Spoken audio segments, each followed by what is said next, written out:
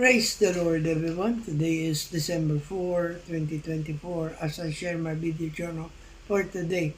For today, we are talking about youth nowadays.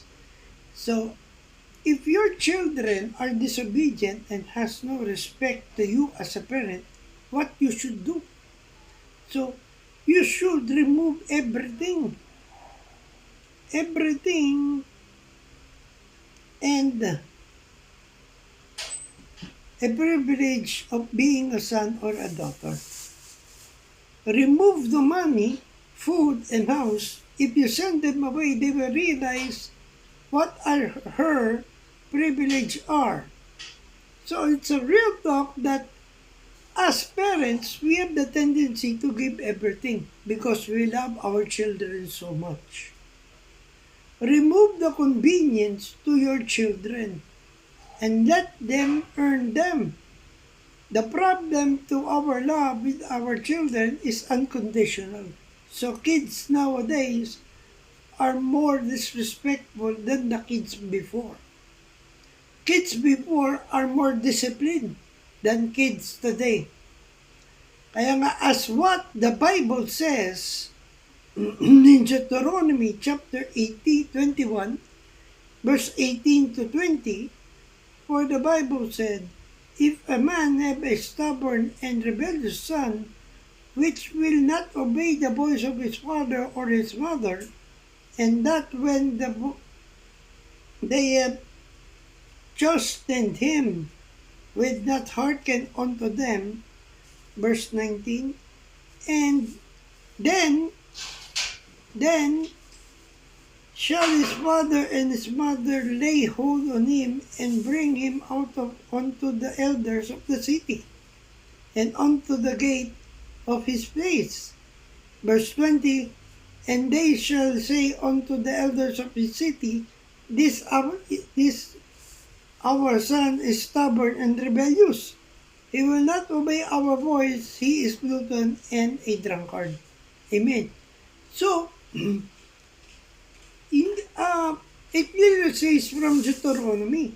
It also says in 2 Timothy chapter 2, verse 22 to 26, that the Bible said, flee also youthful lust, but follow righteousness, faith, charity, peace, with them that call on the Lord out of a pure heart. Verse 23, but foolish and unclean, unlearned questions avoid, knowing that they do gender strifes. Verse 24, and they and the servants of the Lord must not strive, but be gentle unto all men, up to teach patience. Verse 25, in meekness instructing those that oppose themselves, if God peradventure will give them repentance to the acknowledging of the truth. And verse 26, and that they may recover themselves out of the snare of the devil, who are taken captive by him at his will.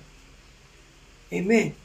So remember, too much familiarity builds contempt. Sometimes we have to show the authority over them and provide discipline and teach them how to show them how to be a role model. As what the Bible says in Proverbs chapter 22, verse 6, train up a child in a way he should go, and when he is old, he will not depart from it. Our obligation as a parent, let's teach our children, let them see that they should learn from us. If we don't teach them, they will find a way to get that knowledge outside your house. Let this be a reminder. Let's influence our children on what is right. Of what is right, if our children will look for another role model, maybe they'll find that is crazy and they will absorb it. Once they absorb it, they will be more reckless, and be stupid enough to do the things that are not in line with the Lord. So discipline our kids and have them a fear of God. So youth, this is a real talk that you should respect your elders, your parents more than thinking that you could do it all. Remember, guidance from the Lord and your parents is a must.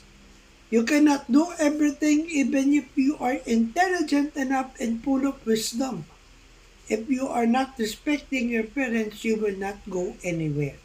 So I hope I have inspired you with this video journal of mine. Remember, we are on a mission. Keep the fire burning, for we live to serve God. Stay safe and God bless everyone. Good morning.